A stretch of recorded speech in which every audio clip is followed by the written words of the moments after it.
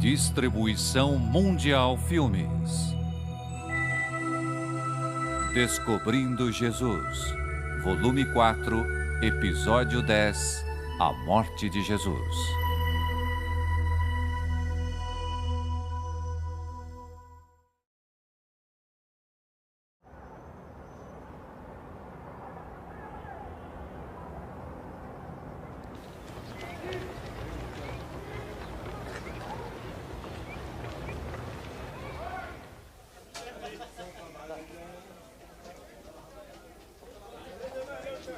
Versão brasileira, Estúdio Áudio Brasil.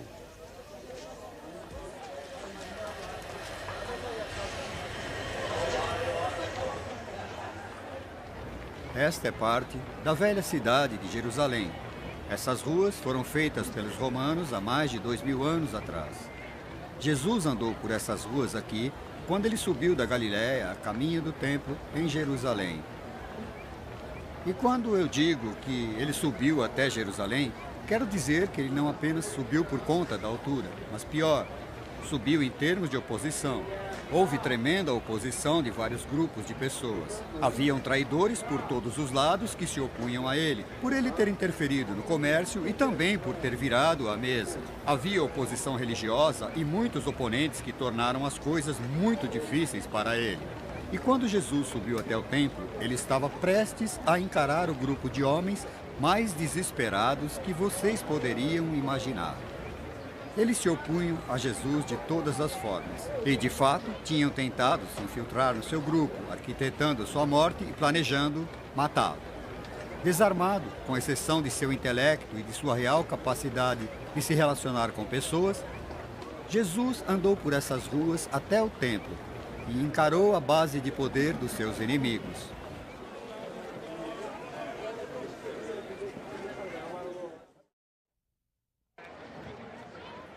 Jesus foi até Jerusalém na época da Páscoa, a celebração dos judeus de libertação dos filhos de Israel no Egito. Jesus e seus discípulos fizeram parte de uma peregrinação com milhares de pessoas que a cada ano vinham celebrar a Páscoa. Jesus entrou na cidade montado em um burro, como na cena da realização de uma antiga profecia. Era um símbolo reconhecido pela multidão. Ele alegava ser o Filho de Deus. Logo, uma pessoa o reconheceu e o apontou como Messias. Gritou: "Hosana! Deus abençoe a vinda do rei!" Em poucos dias, a mesma multidão clamaria pela crucificação de Jesus. Na manhã seguinte, à sua entrada triunfal, Jesus foi ao templo e olhou ao redor com raiva. Viu as cabines bancárias e a taxa de câmbio, que era muito alta. Havia corrupção e profanação. Ao ver isso, Jesus foi até aqueles que estavam comprando e vendendo e lhes disse: "Está escrito nos pergaminhos que a minha casa deve ser casa de oração, mas vocês a transformaram em um local de ladrões." O chefe dos padres e os advogados começaram a procurar maneiras de condenar Jesus à morte. Mas para Jesus não havia volta, ele havia desafiado o sistema corrupto. Quando voltou ao templo no dia seguinte, eles estavam lhe aguardando. A burocracia o encheu de perguntas, cada um tentando encontrar o momento onde ele se comprometeria e se tornaria passível de prisão. Em uma das mais incríveis cenas de habilidade dialética, Jesus atacou as melhores mentes de seus dias e os deixou desconcertados com sua lógica e inteligência. Na quarta de manhã, as preparações para o Festival da Páscoa precisavam ser feitas e a cidade estava mais ocupada do que nunca. Na noite da Páscoa, Jesus também compartilhou o Kiddush, ou refeição de Páscoa, com os discípulos em uma sala no andar de cima.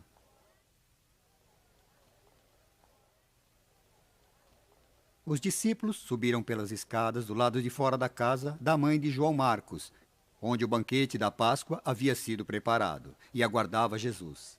Ao se reunirem aqui, eles fizeram aquilo que era típico de todos os lares judeus da época. Primeiro, a casa deveria ter sido varrida cuidadosamente para garantir que tudo estava limpo. Depois, os restos de fermento e pão teriam que ser retirados da casa.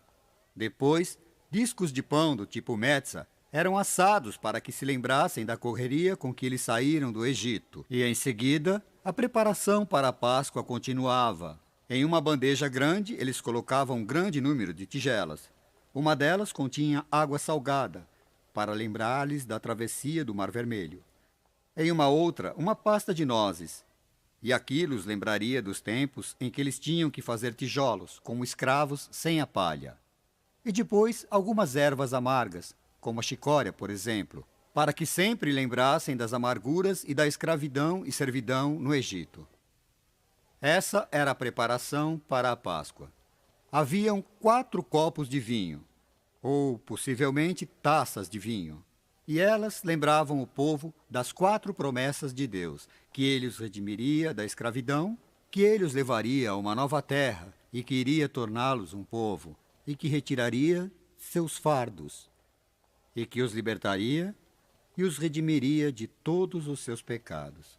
Na refeição da Páscoa, após toda a preparação, Jesus fez algo completamente diferente.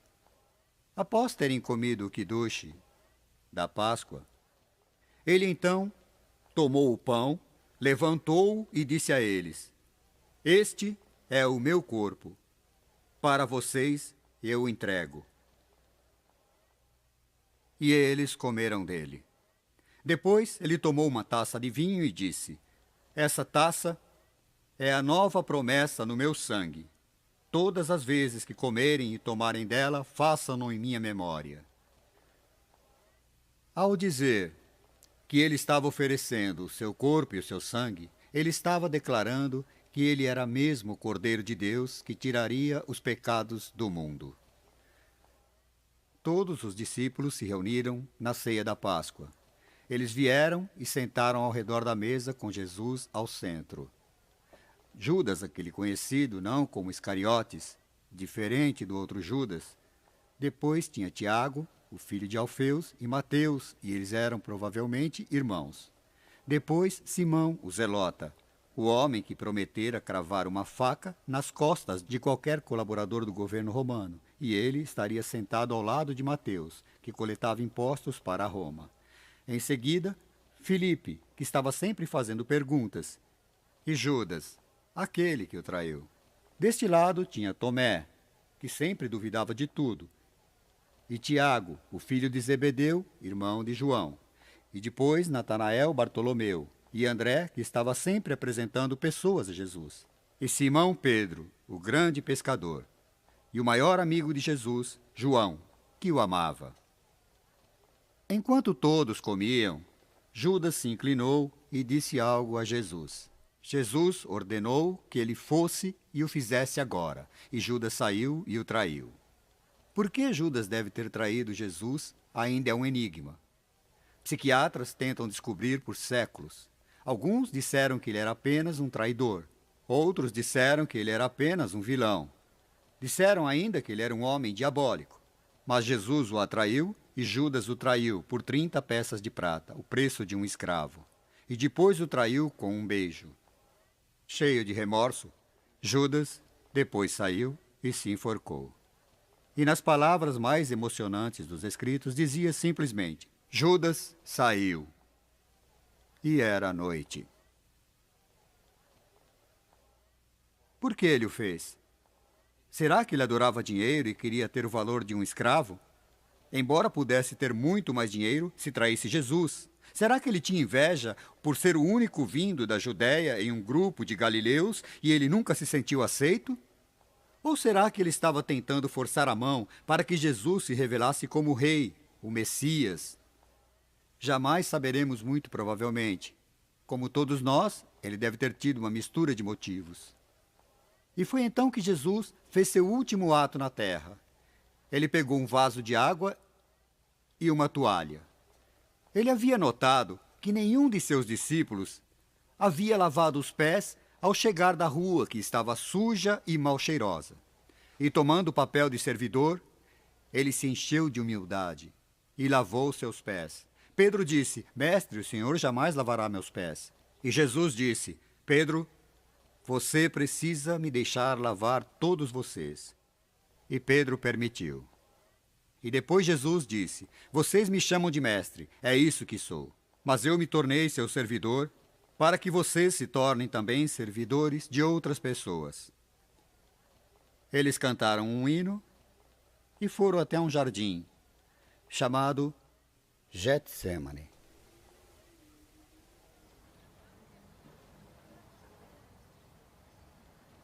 Após terem terminado a ceia, Jesus e seus discípulos foram saindo da cidade, passando pelo riacho até uma horta de oliveiras, chamada Getsemane.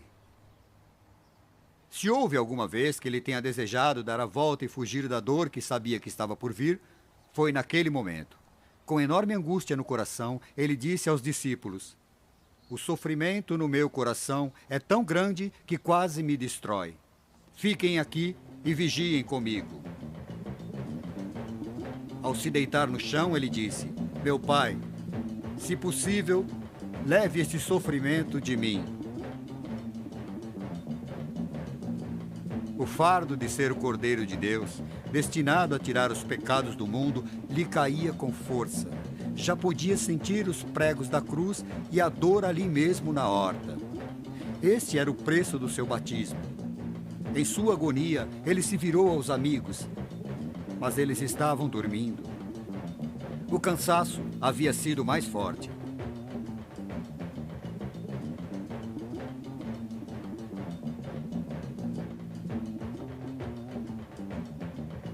De repente, a lealdade de seus amigos foi aplacada pela traição de Judas. O grupo de soldados e a polícia do templo foram enviados pelos políticos e padres. Judas havia traído seu mestre com um beijo.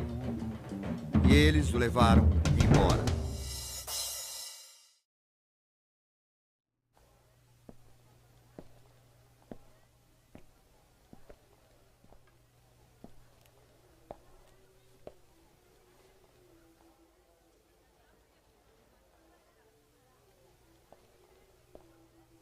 Logo após Jesus ter deixado a Horta das Oliveiras, ele foi preso e trazido aqui para este lugar, para a casa de Caifás, o sumo sacerdote, para ser examinado por Anás, o antigo sumo sacerdote. E foi aqui que Jesus foi condenado à morte pelo Sinedrim. Essas pedras aqui são chamadas de calçada, ou chamadas em hebreu, Gábata, a calçada do julgamento.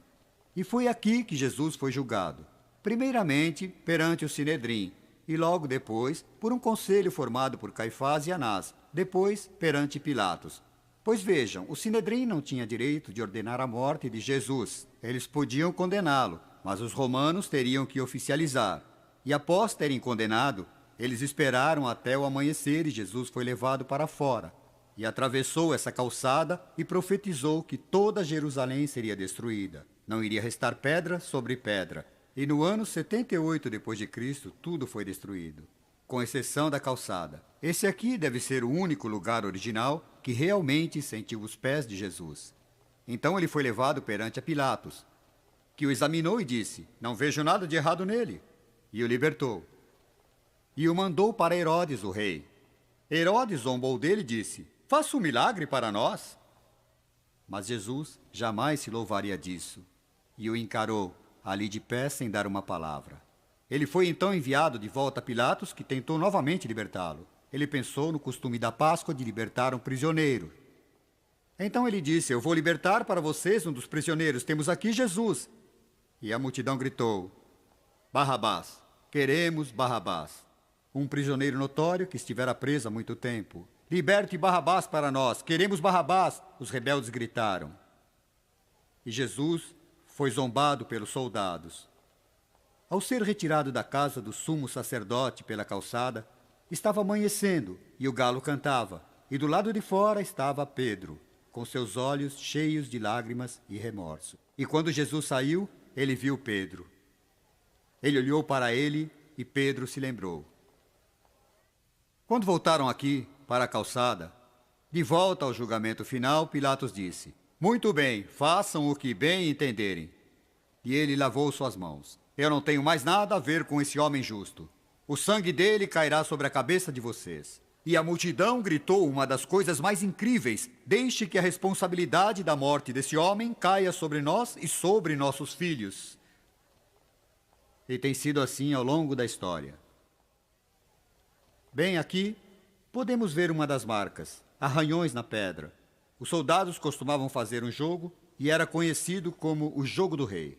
E tem uma figura de um rei, cujo fio da vida foi cortado com uma espada, enquanto os soldados jogavam pedras nele. Eles fizeram o mesmo com Jesus. Eles zombaram dele e cuspiram nele, bateram nele, e depois o deixaram sair, para que fosse crucificado.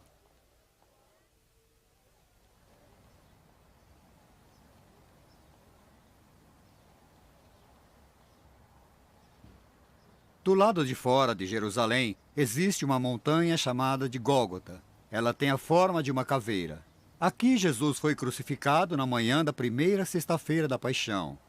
Ele falou apenas 7 vezes algumas palavras simples e emocionantes. Perdoe-os, Pai. Eles não sabem o que fazem. Chegou o fim. Pai, em suas mãos eu entrego o meu espírito. Uma lança foi cravada em seu coração e Jesus morreu.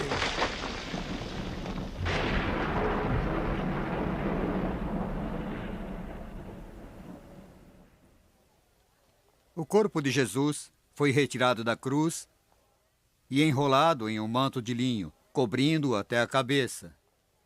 Eles não tinham percebido que aqueles que o haviam crucificado teriam sido responsáveis pelo cumprimento de mais de 30 profecias do Velho Testamento sobre o que aconteceria com o Messias, o Filho de Deus.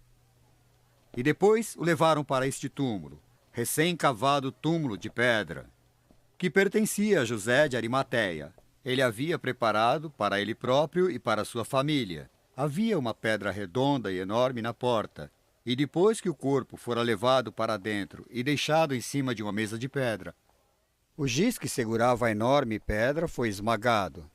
Com peso impressionante, rolou até a entrada do túmulo, barrando a entrada da tumba. O lacre oficial do governo havia sido posto, e por aqui, um grande grupo de guardas romanos foi enviado para vigiar.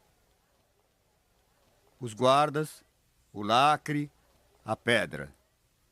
Eles não imaginariam que, ao colocar o corpo de Jesus ali no túmulo, muito mais coisas sairiam dali do que eles puseram.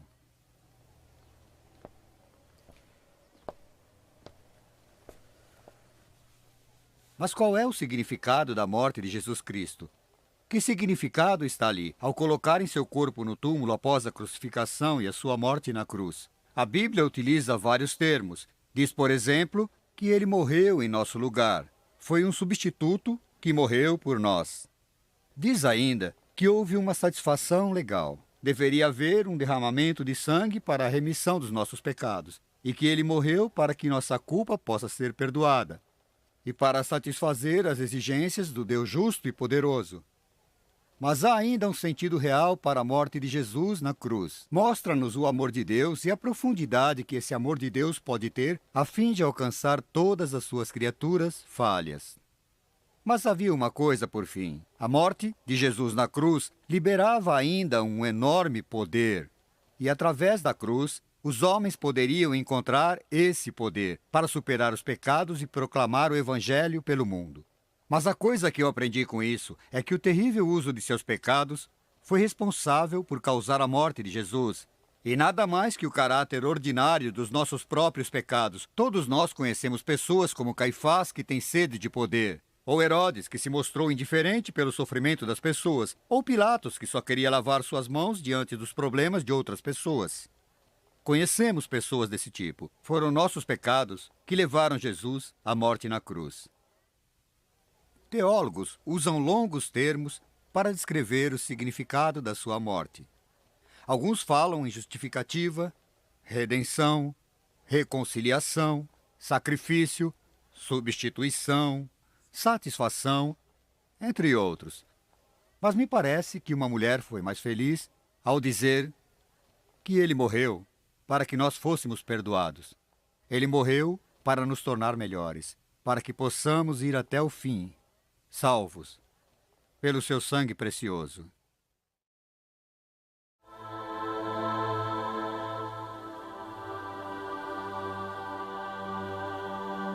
Descobrindo Jesus, volume 4, episódio 11.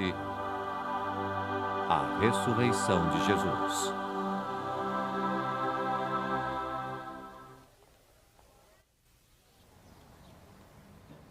Bem cedo no domingo, umas mulheres vieram até este túmulo para sagrar o corpo de Jesus Cristo. Seu corpo não estava mais aqui. Elas ficaram confusas. A enorme pedra havia sido deslocada da porta. O lacre havia sido quebrado. E alguém disse a elas: "Por que procuram a vida entre os mortos? Ele não está aqui. Ele ressuscitou."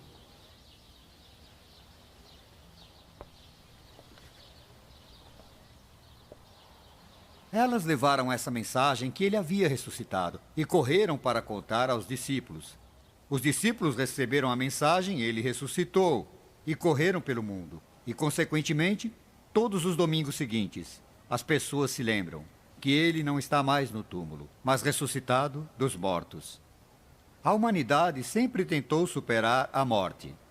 Toda religião tem suas esperanças, mas a morte é a luta final inevitável para todos nós. Seremos vencidos e abatidos. Mas foi de um túmulo, feito em uma rocha, que Jesus Cristo ressuscitou dos mortos. E o importante não é o fato dele ter ressuscitado, mas sim que ressuscitou dos mortos. Nós também poderemos viver. Existe um antigo provérbio judeu que diz: todo mundo tem dois lares, o lugar onde mora e Jerusalém. E todos os domingos ao redor do mundo, milhões de cristãos pensam em Jerusalém e no lugar onde Jesus Cristo ressuscitou.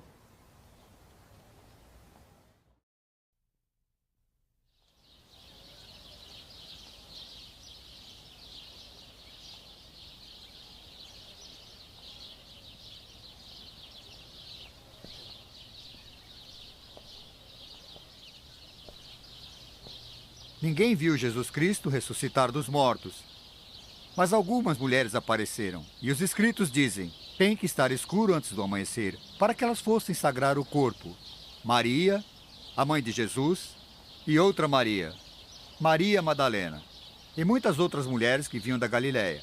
Todas vieram trazendo sofrimento e tristeza no coração. A noite fora longa e amarga, e elas vieram sagrar o corpo de Jesus. Ao chegarem aqui, encontraram essa enorme pedra deslocada. O guarda romano havia ido embora. O lacre estava quebrado. E imediatamente elas correram e contaram aos outros discípulos. E os outros discípulos vieram rapidamente. Pedro e João, primeiramente, vieram correndo. João, o mais novo, chegou aqui primeiro. Pedro, mais velho, chegou aqui ofegante em seguida.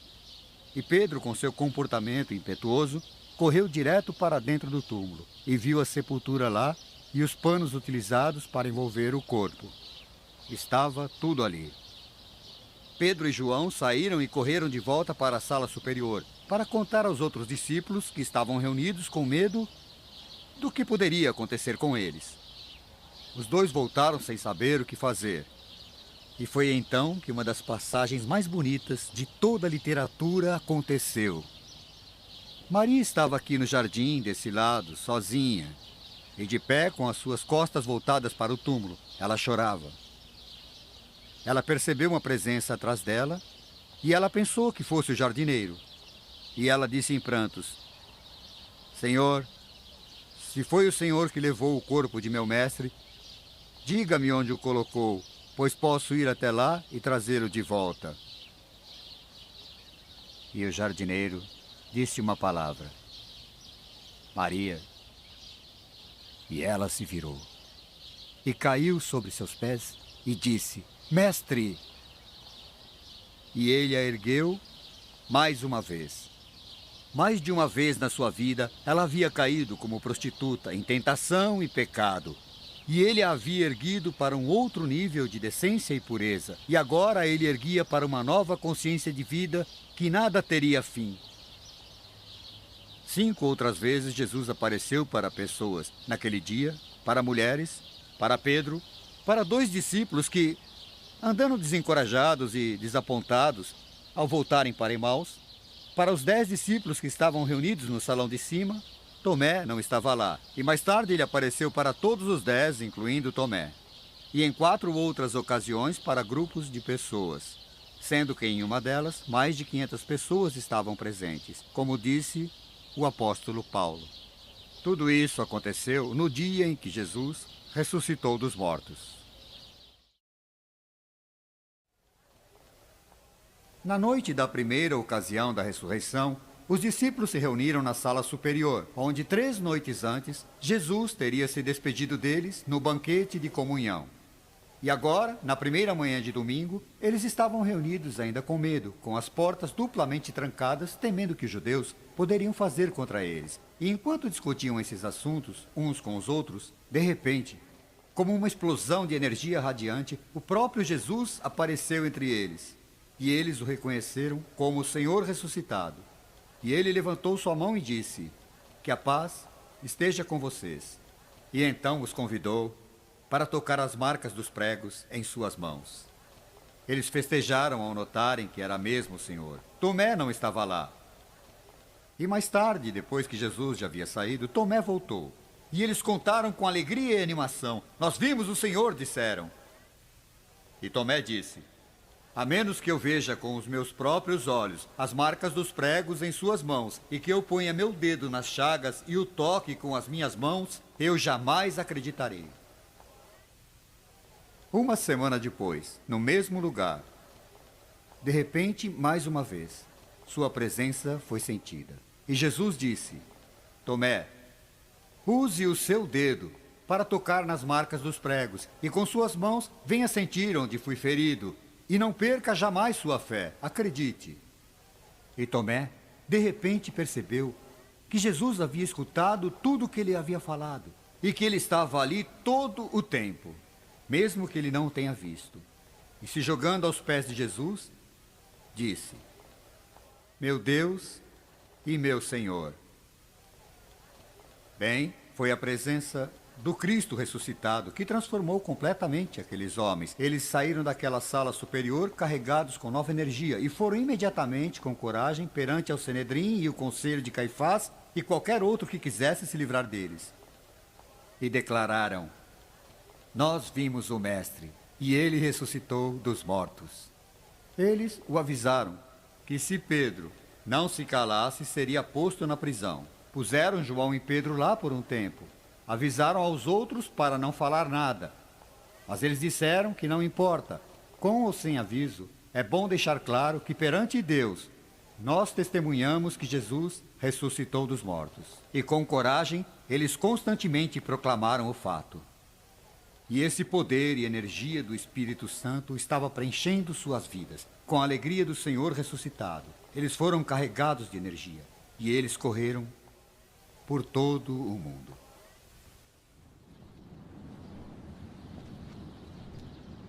E imediatamente após Jesus ter aparecido para os discípulos no jardim, algo bastante interessante aconteceu para 2 seguidores de Jesus, bastante desencorajados e desapontados. Eles estavam andando a caminho de casa, devagar, contra o vento frio do oeste, em direção ao pôr do sol até sua casa em Eméus. São aproximadamente 11 quilômetros pela estrada de Jafa, saindo de Jerusalém. Era um local de acampamento romano, longe o bastante, mas perto em caso de necessidade. Esses 2 discípulos, decepcionados, Cleófas e um amigo, estavam andando para casa, tristes, pensando nos acontecimentos de 3 dias anteriores, quando uma terceira pessoa se juntou a eles. E na história que tem sido descrita como a história de graça e charme singular, é uma das mais belas histórias do mundo.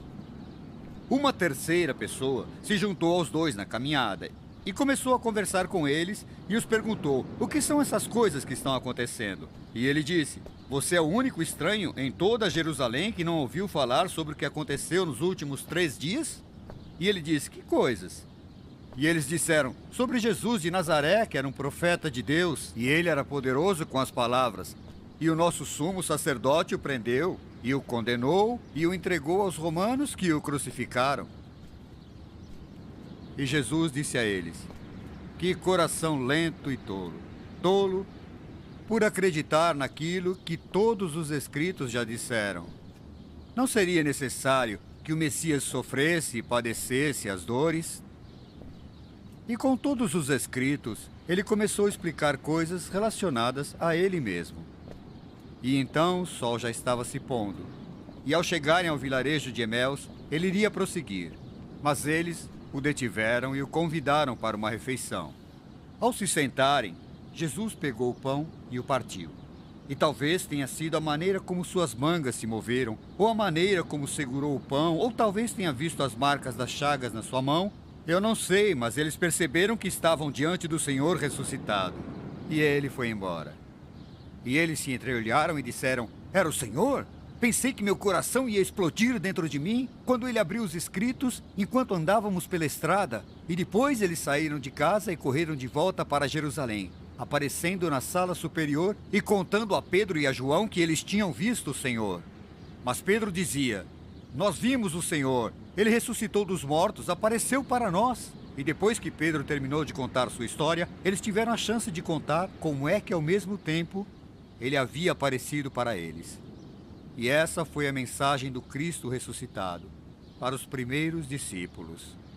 E em milhares de vilarejos desde então, em milhares de domingos, onde quer que o pão tenha sido repartido em memória de Jesus, eles sentiram em seu coração um estranho calor, como se reconhecessem a presença do Cristo ressuscitado.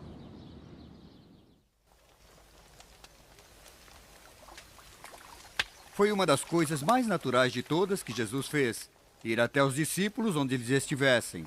E depois da ressurreição, Pedro disse aos outros discípulos da forma mais comum: eu vou pescar.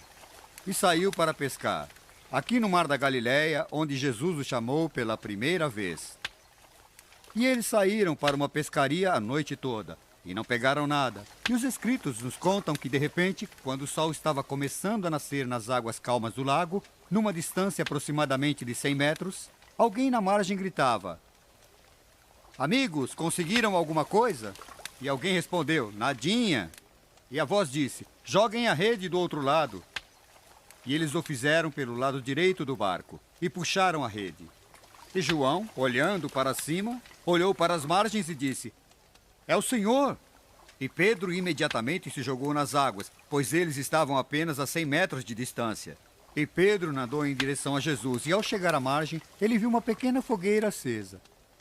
Na margem do rio, havia alguns peixes. O fato ficou conhecido como os peixes de Pedro. Assim ficou conhecida a história. Bem, ali estavam os peixes expostos sobre o carvão. E havia algumas bisnagas de pão. E ele gritou para os outros: camaradas, venham tomar café. E ao chegarem para tomar o café da manhã, eles viram que o peixe estava sobre o carvão. Não sei se foi pela maneira que ele segurou o pão, mas de repente eles perceberam que estavam diante de Cristo. Sabe, a grande verdade que ficou sobre tudo isso foi apenas que, quando Jesus aparecia para eles em uma estrada de pedras empoeirada em Eméus, quando veio passando pelas travas das portas trancadas por temerem os judeus, ou então, quando ele apareceu no jardim, e agora ele apareceria seja lá onde eles estivessem trabalhando. E a verdade da ressurreição, de repente, ficou clara para eles. Onde quer que estivessem, ele estaria presente. E Jesus perguntou durante o café da manhã: vocês me amam? Então vão pelo mundo e contem a outras pessoas e cuidem delas. E foi aí que ele lhes deu uma nova tarefa. Onde quer que fossem, noite após noite, independentemente de onde quisessem ir, em todo lugar, ele estaria com eles.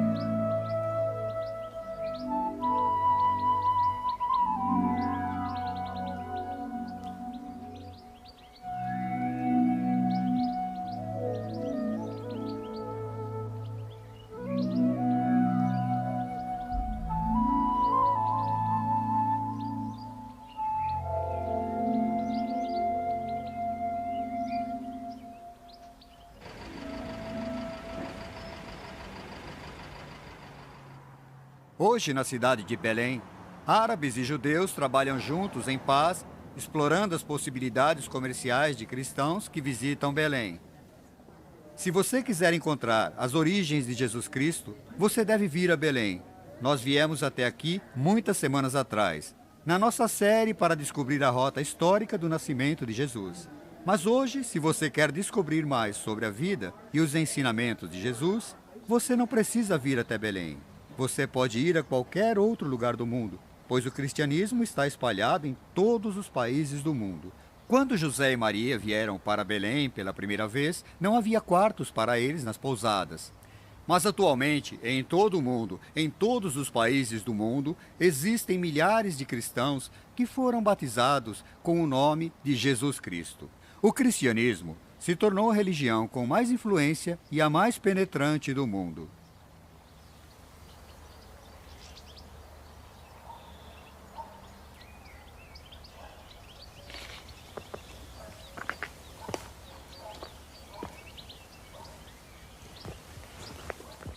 Após a ressurreição, Jesus apareceu para seus discípulos e os perguntou se poderiam se encontrar no topo de uma certa montanha. E eles foram para tal montanha, e foi ali que ele disse: toda a autoridade foi dada a mim por Deus, e todo o poder é meu.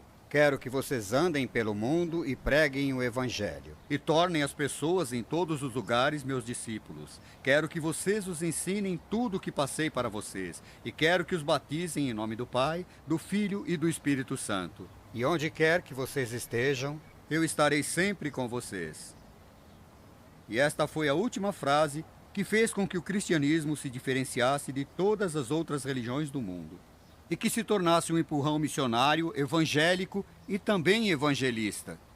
Em todos os lugares do mundo, cristãos se voltaram a Jesus e aos seus ensinamentos. Eles levaram educação, saneamento, boa saúde e todas as lições do mundo ocidental para todos os países do mundo. O século XIX pode ser chamado de o grande século das missões. E atualmente existem 70 mil missionários trabalhando em outros países do mundo, levando tudo aquilo que pode gerar mais benefícios para mais pessoas. E foram eles que traduziram a Bíblia para pelo menos umas 1.800 línguas, fazendo com que seja a publicação mais traduzida na história mundial. E foi dessa forma que os discípulos se espalharam pelo mundo e procuraram obedecer fielmente à ordem final de Jesus Cristo. Eles tinham autoridade, e só o que lhes faltava era o poder. E Jesus lhes prometeu que eles receberiam o poder. Ele ordenou que esperassem em Jerusalém até que o poder caísse sobre eles. E exatamente 50 dias após a ressurreição, ao se reunirem para o Pentecostes, para celebrar os 50 dias, foi então que o poder caiu sobre eles. O Espírito Santo caiu sobre eles de forma memorável, e os enchendo de coragem e determinação por Jesus Cristo. Jesus havia prometido: se eu for embora, pedirei ao Pai, e ele enviará um novo acolhedor, um novo ajudante, um defensor, um conselheiro, alguém que estará ao seu lado sempre dando força no seu testemunho sobre mim. Ele, o Espírito Santo, trará para sua memória tudo o que eu sempre ensinei. Então, no dia do Pentecostes, o Espírito Santo veio enchendo seu coração de tal forma que eles testemunharam para Jesus. Lemos que 3.000 pessoas foram então batizadas, e depois 5.000. E pouco depois, diante de todo o mundo, a mensagem do Evangelho cristão foi espalhada. A presença de Deus foi sentida em sua vida de uma nova maneira. Assim como os judeus no passado teriam associado Deus ao Criador como juiz, os discípulos associavam Jesus a um amigo, a um professor. Então, os cristãos de hoje em dia, em qualquer lugar, podem associar Deus a um ajudante, a um acolhedor. O Espírito Santo faz o trabalho para os cristãos do nosso testemunho. E nós o tornamos o nosso testemunho de fé em Jesus. Mas Jesus disse que o Espírito Santo condenaria todo o mundo de pecados. Ele os convenceria de toda a verdade sobre Jesus Cristo e os converteria então para a fé cristã.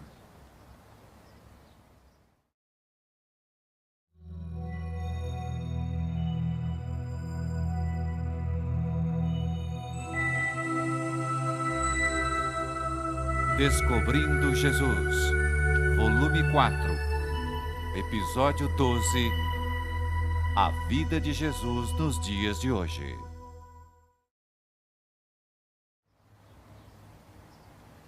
Há 2000 anos atrás, essa faixa de terra conhecida como Palestina, ocupada pelos romanos, testemunhou o nascimento de uma criança que mais tarde mudaria o mundo. Jesus Cristo nasceu em uma época em que o povo judeu sofria sob o domínio e pressão romana. Eles buscavam um Salvador, algum enviado de Deus que viesse e os tornasse livres, mas nunca imaginariam que Deus viria sob a forma de um bebê humano e que passaria 3 curtos anos espalhando a sua mensagem de amor antes de ser condenado à morte em uma cruz.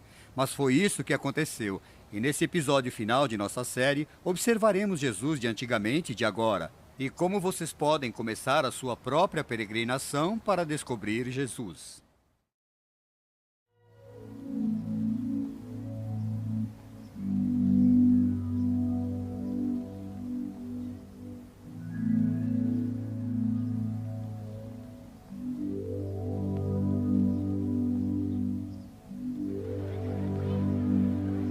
Jesus nasceu em Belém, uma vila sem muita importância que fica a um dia de viagem no sul de Jerusalém. Ele provavelmente nasceu em uma caverna usada para abrigar animais à noite. Hoje em dia, os turistas se satisfazem em visitar a Igreja da Santa Natividade, construída há cerca de 450 anos após o nascimento de Cristo.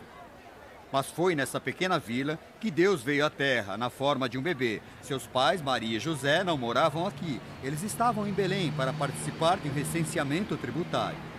A cidade natal de José era Nazaré, a 70 quilômetros ao norte, em uma cidade montanhosa ao redor do lago da Galileia. Aqui José tinha uma carpintaria e, ao crescer, Jesus aprendeu essa arte.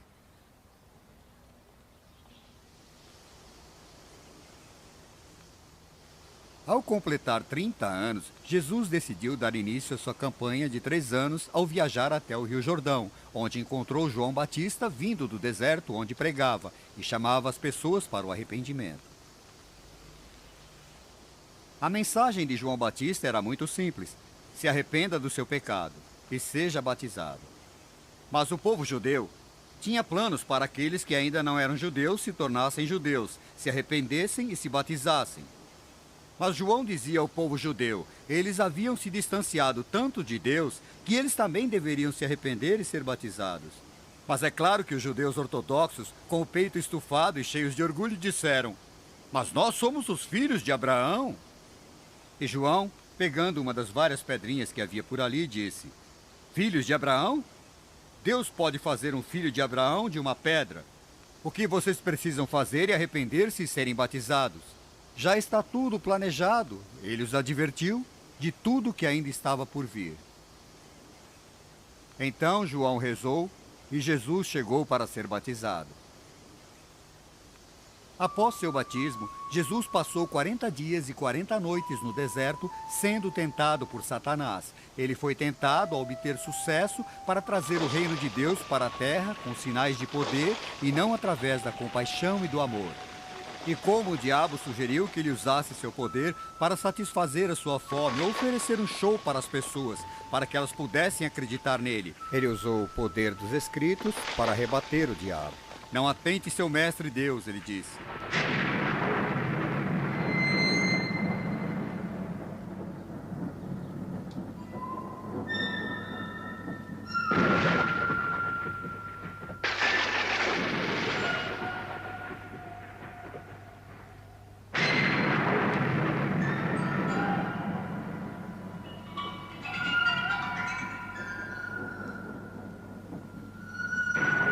Jesus experimentou suas tentações para que ele pudesse se identificar com as nossas próprias tentações. Após 40 dias, o diabo o deixou, mas apenas por um tempo.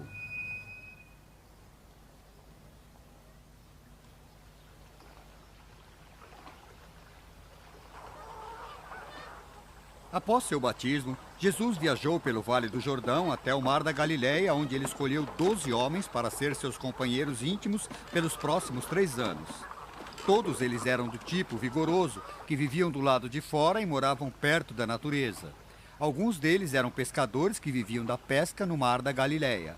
Uma vida muito parecida com a vida dos pescadores de hoje.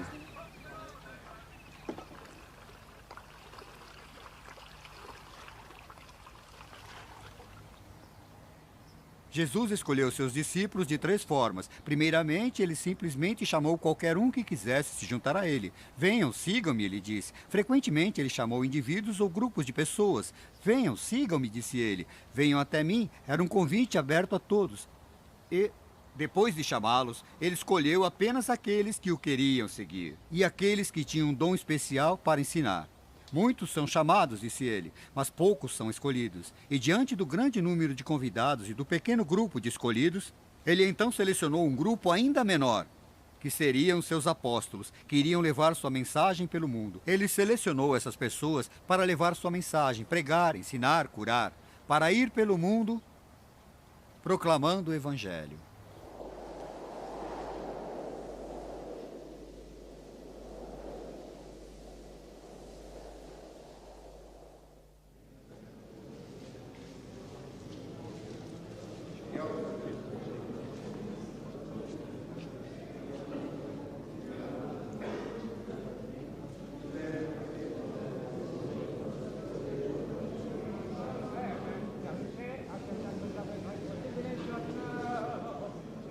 Durante milhares de anos, os padres e escritores do povo judeu estudaram a doutrina e as profecias, e neles viram a vinda do Messias, mas não reconheceram que Jesus era o cumprimento dessa profecia. Imaginaram que o Messias viria com poderes e forças físicas. Jesus veio para trazer um novo significado para a doutrina do Antigo Testamento e das profecias. Seus ensinamentos não eram como dos líderes religiosos. Seu sermão, ou grupo de ensinamentos mais conhecidos, foi concedido no Monte das Beatitudes, na costa noroeste do Mar da Galileia.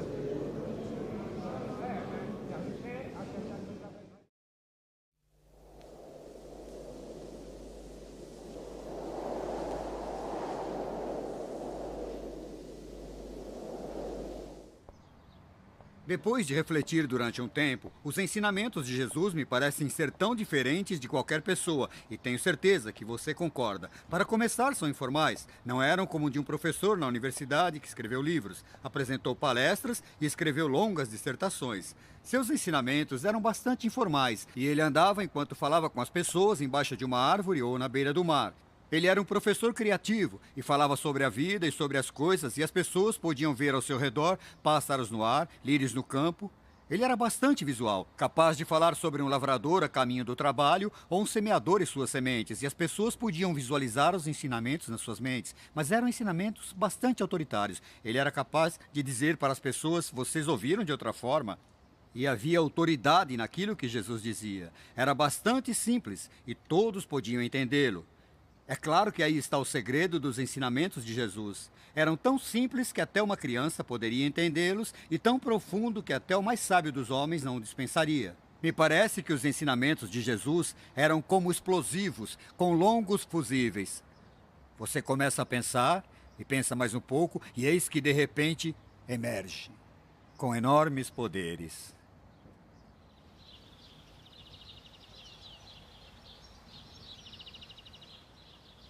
Durante os 3 anos de sua campanha, Jesus curou muitas pessoas. Algumas precisavam de cura emocional, outras curas psicológicas e ainda pessoas fisicamente doentes, como foi o caso do homem cego que Jesus curou no poço de Siloã.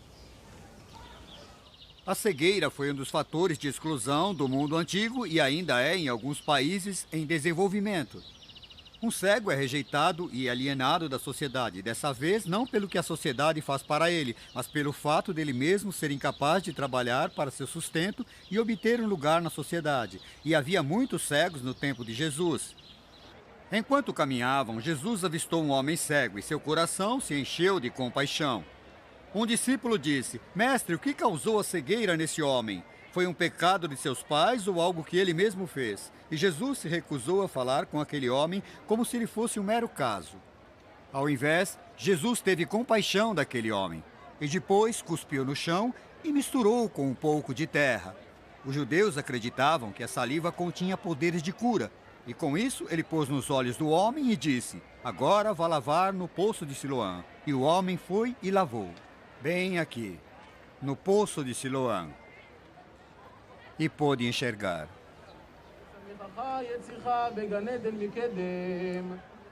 Jesus não usava seus poderes apenas para curar pessoas, mas também para realizar milagres. E ele não os fazia para impressionar as pessoas, mas sim para mostrar o poder de Deus, para trazer a glória para o seu Pai Celestial. Seu primeiro milagre foi realizado em um casamento em Canaã, na Galiléia. Como vocês podem ver, a refeição está quase no fim na celebração desse kibutz, mas essa festa deve continuar por muito tempo com muita música e dança. Foi nesse momento em que houve um problema na festa de Canaã, na Galiléia, pois a multidão estava lá para uma bela festa de casamento e o vinho estava quase no fim. Não havia vinho suficiente para todos. E a mãe de Jesus, Maria, foi até ele e simplesmente disse: "Meu filho, o vinho da festa acabou." Ela não disse o que fazer, porém ele já sabia o que tinha que fazer. Então ele se aproximou do local onde havia 6 grandes potes com 100 litros de água cada, ou talvez até maiores do que o tanque de gasolina do seu carro. E ele olhou para esses enormes potes e ordenou que o mestre de cerimônias fosse servir mais vinho aos convidados. O mestre de cerimônias disse: "Não há mais vinho." E Jesus simplesmente apontou para os potes e, ao despejarem a água dos potes, perceberam que era vinho dos bons.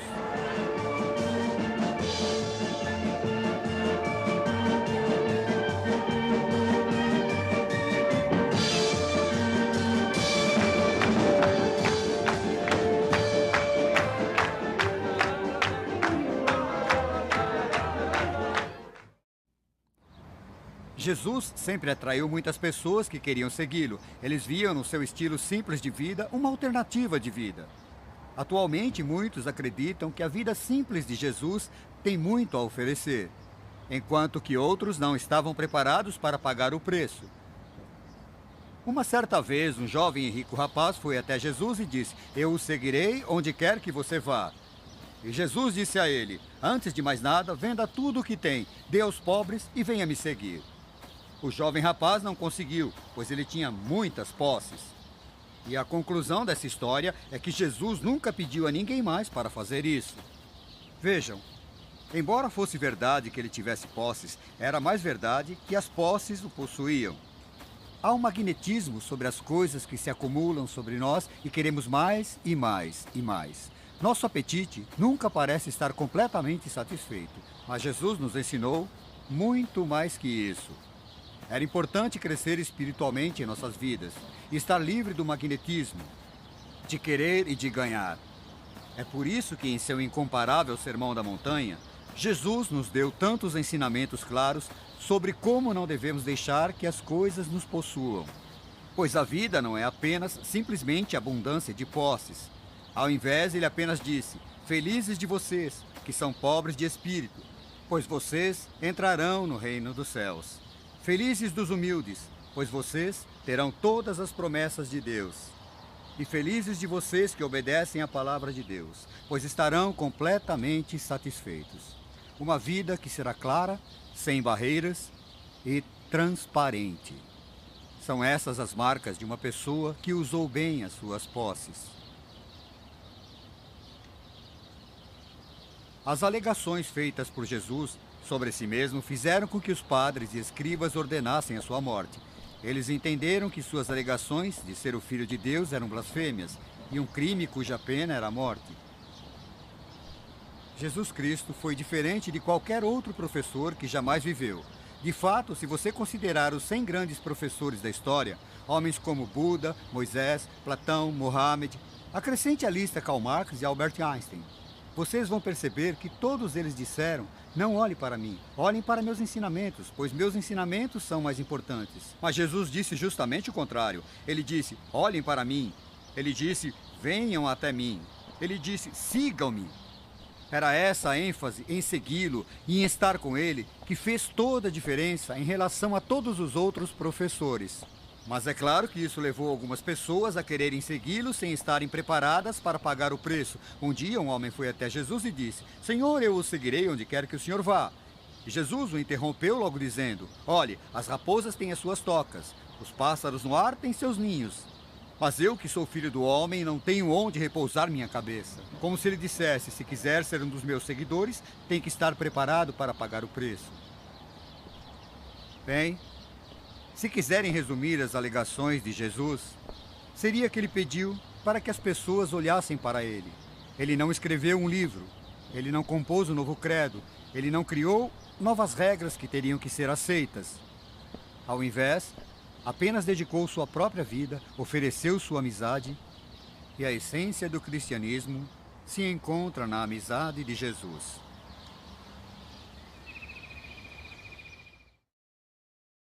The third station, here Jesus falls the first time.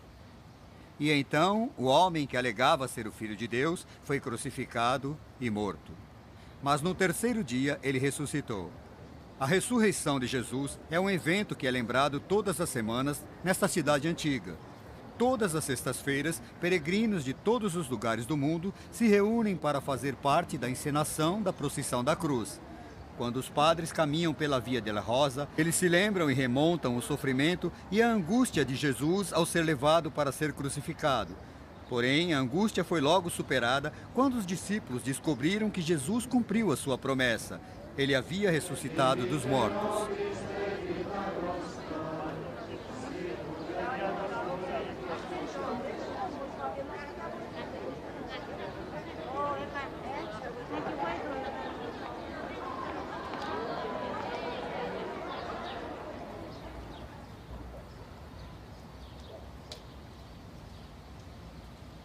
Após ter dado a última ordem aos discípulos de irem por todo o mundo espalhando suas palavras, Jesus os trouxe até aqui, para o Monte das Oliveiras. E ao olharem para a cidade que havia testemunhado a sua morte e ressurreição, Jesus prometeu que os daria o Espírito Santo. Ele lhes disse: aguardem em Jerusalém até que o Espírito Santo caia sobre vocês, e serão minhas testemunhas em Jerusalém, na Judéia, na Samaria e até nas partes mais distantes da terra. E então ele lhes deu uma bênção, e enquanto observavam, ele subiu aos céus na frente dos apóstolos. E uma voz divina disse: homens da Galileia, por que estão parados olhando para os céus? O Filho do Homem irá retornar da mesma forma. Existem outras 24 referências na Bíblia sobre o retorno de Jesus Cristo. Ele retornaria vitorioso, triunfalmente, e trazendo um novo significado para todos os cristãos que vivem na terra. O retorno de Jesus é para ser o momento de clímax de Deus, o ponto ômega de toda a história, o ponto central onde tudo se move. E isso oferece aos cristãos um propósito e um objetivo em tudo o que fazem. Ao olhar para o retorno de Jesus, vemos uma nova dimensão, um novo sentido de alegria e de esperança ao ansiarem pelo seu retorno.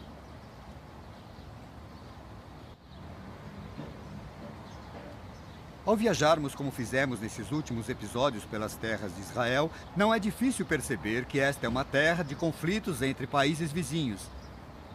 Vocês estão tensos com o que aconteceu em Beirute? Estão cansados com as imagens mostradas nos noticiários na hora do jantar sobre batalhas sangrentas e sobre crianças que têm suas pernas amputadas por causa das minas? Estão chateados com os conflitos no Oriente Médio? Que pena! Talvez sejam esses os sinais de que esse mundo está se despedaçando. Jesus nos advertiu que o fim chegaria quando houvessem guerras e rumores de guerras. Bem aqui onde estamos, nas terras de Israel. Nós descobrimos Jesus ao viajarmos por essas terras.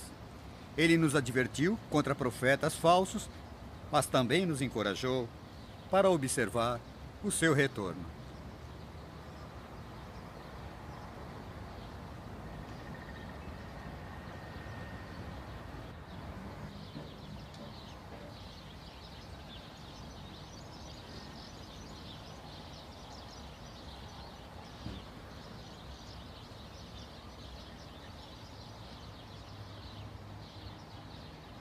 Então chegamos ao final da nossa jornada, descobrindo Jesus.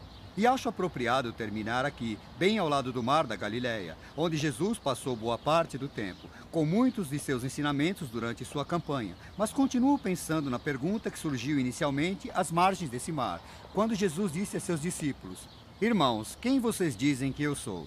E essa pergunta ainda reflete muito na mente das pessoas com o passar dos séculos. Então, quem vocês dizem que Jesus é? Houve uma certa vez que João Batista enviou alguém para falar com Jesus que disse simplesmente: você é aquele que está por vir? E Jesus, ao responder, disse: Volte lá e diga a João as coisas que você viu e ouviu. Diga-lhe que os mortos podem viver, que os surdos podem ouvir e os cegos podem enxergar, os aleijados andam e os pobres ouvem as boas novas pregadas por nós. E quando você ouvir e entender sozinho, saberá quem eu sou. Acho que se vocês querem saber quem é Jesus, vocês têm que começar sua própria jornada de descoberta. Apenas 3 coisas. Primeiramente, pergunte àqueles que já tentaram. Encontrem cristãos vibrantes e perguntem o que faz com que eles acreditem. Leia sobre as pessoas que sofreram por conta da sua fé por trás da cortina de ferro. Descubram o que é ser cristão. Em segundo lugar, sugiro que olhem para os resultados. Por que será que os cristãos estiveram envolvidos em todos os grandes feitos humanitários do mundo, pondo fim nas batalhas de gladiadores, nos assassinatos de crianças não desejadas, nas mortes de prisioneiros de guerra? Descubra por que hospitais e instituições de ensino foram estabelecidas, sindicatos de trabalhadores, movimentos de bem-estar, movimentos industriais, fim da escravidão e o início de um programa de bem-estar social e com planos na educação. E se pergunte, por que será que os cristãos fizeram isso? E por último, tentem vocês mesmos. É o grande teste final. E então Jesus disse da forma mais bonita: venham até mim, todos vocês que estão cansados e carregam grandes fardos, e eu lhes darei descanso. Deixe que meu domínio caia sobre vocês e aprendam comigo. E vocês encontrarão descanso para a alma. Afinal, o meu jugo é suave e o meu fardo é leve. Aqueles que descobrem que Jesus é o Salvador, descobrem nele a verdade onde a mente pode descansar, fatos onde a fé pode florescer e amizade que jamais se acabará. Pois Jesus nos prometeu que quando você aceita a sua mão e amizade, ele jamais o deixará sozinho.